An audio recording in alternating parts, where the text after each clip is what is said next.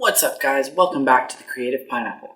Today we're going to be talking about one of the coolest things in art, which is, believe it or not, lines. So today we're going to be talking about different kinds of lines and how lines can tell stories, specifically directional lines. So directional lines is basically the art word for straight lines, okay? So whenever you see a straight line in an image, think directional lines because it's going in a direction.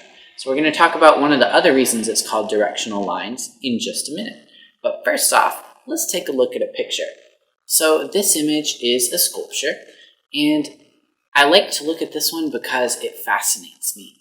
The artist used the lines on the floor to guide the viewer towards what they're supposed to be looking at. So not only did they make a piece of art, but they designed the whole experience of the person looking at the art, which is a super valuable skill as a growing artist, is to learn how to design an experience for the person who's looking at your art. We don't want them to just look at a picture and be like, oh, that was a pretty picture, and move on with their life. We want them to be able to get something out of it. So we got to turn it into an experience. So with this image, we see that the artist created lines on the floor to lead the viewer up to the sculpture that they made. So you can walk on these lines and follow them up to the sculpture, or even when you're looking around the room, sooner or later, you're going to find your eyes on the floor, and then following those lines, you're going to wind up at that statue. So it's really hard to look at this picture without winding up looking at the sculpture. Even the lines in the building, you'll notice the columns and the pillars, everything points either up toward the ceiling or down toward the floor. And then on that floor, you'll see the lines leading to where the viewer is supposed to be looking. It also makes it look kind of like a computer. It's all organized, it all has a direction, it all has a place that it's supposed to be. So it makes you start to wonder, maybe this piece of art is about order, or maybe disrupting order. It's about walking into a place that feels like order, even though the colors are all over the place. Then we can look at a different image, which is also a sculpture.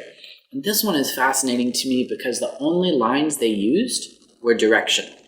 There's no shading, there's no anything else, there's just directional lines, just straight lines, which usually look super rigid and boxy and like it is not moving. It's not organic. See, directional lines don't show up in nature. We don't see that unless you're looking at a crystal, which is kind of rare to just walk around and find a crystal, but unless you're looking at that, there's no directional lines in nature. They're all curved, they're all contour lines, they're all moving lines. But in man-made work, and things that are still, that are mechanical, that are machines, then we see directional lines. So what this artist did that fascinates me so much is they used only directional lines, but they made something look like it's moving and growing. So they organized these lines in such a way that it leads your eyes up to the sky, it gets bigger as it goes, and even though they're only directional, you can kind of get a feeling that something is maybe alive in this. Maybe it's growing or looking to feed off of the sun and grow into something bigger and more beautiful. All right, and this third one, this is cool to me personally because I really like photography. That was one of my favorite jobs, and it's a great art and skill to develop. Now in this piece of art, this photograph, we see leading lines used again. Leading lines is another word for directional lines that point your eyes in the direction where the artist or the composer or the person who's making the image wants you to look. So in this image, when we follow all the lines, we can look at the lines between the tulips, and they all lead to that one point off in the distance, the windmill. Even on the windmill, you'll notice that the fins that catch the air are directional lines. They're straight, and if you follow them into where they intersect, they also end on the lighthouse. They open up towards the back, towards the sky, so that it looks like we're starting from the lighthouse and then we're opening up to see the vast and open sky before us. So the artist used the lines in here to, again, make an experience. And it kind of feels like you're walking along these tulips. You'll wind up following them all the way to the windmill. And then once you're there, the lines on the windmill lead you up to look at the sky and see the vast openness. And so that way you're led through the whole image, and every piece has its place. And every piece makes some sort of feeling or story inside of you. And then lastly, this image was made by Pablo Picasso. And a lot of times when people think of Pablo Picasso, they think of art that is hard to understand, that looks like maybe a third grader drew it. But actually, he put a lot of time and work and effort into his drawings, and he spent years and years perfecting his craft. He started a movement called Cubism, which is where we start to break down the images that we see in our life, and instead of just looking at things that are 3D and we can touch, we start to try to look at more angles of them all at one time. We start to see them from a new perspective. And so that's what he tried to do with a lot of his art.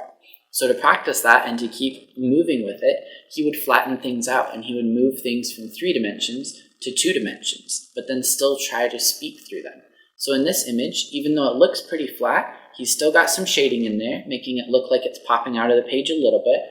And he's showing a whole factory surrounded by trees. And most of what he used in this image is directional lines. So directional lines also speak of simplicity. When we see them, it seems simple. It seems flat. It seems like we can understand it and we can see it. So that's the cool thing about this image, is he flattened it. He used pretty much only directional lines until it got to the trees. And it still invokes feelings inside of us. We can still see that it's a factory. We can still see what's happening, but we're looking at it from a different perspective. So, in summary, directional lines are lines that are straight, and we can use them in our work to lead the viewer's eyes where we want them to go. We can use them to invoke different feelings. We talked about that in the last video. Vertical lines tend to feel like people or buildings.